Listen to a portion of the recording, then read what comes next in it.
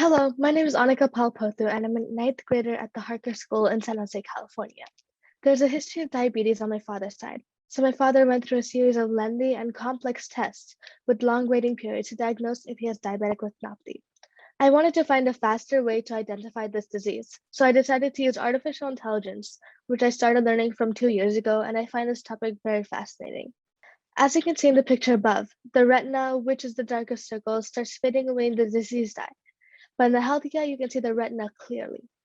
Currently, detecting diabetic retinopathy is a time-consuming and manual process that requires a trained clinician to evaluate digital color fundus photographs of the retina.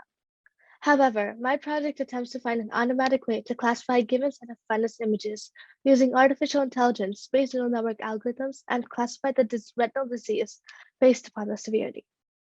I trained and validated and tested the data using convolutional neural networks, or CNNs, and TensorFlow libraries for diabetic retinopathy detection. In a CNN, each neural layer is connected to a small region of the layer before it.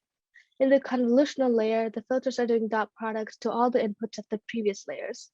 The radar layer sets all the negative values in the matrix to 0, and all the other values are kept constant. The pooling layer shrinks the size of the image, and the fully connected layer stacks all the above layers together.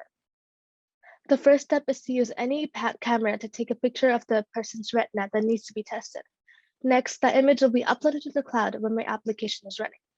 Lastly, click the predict button to see the result. You can see here that I use the AIClub interface to test my idea out.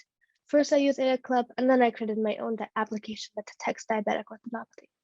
Next, I want to show my project to small hospitals and let them try out my application.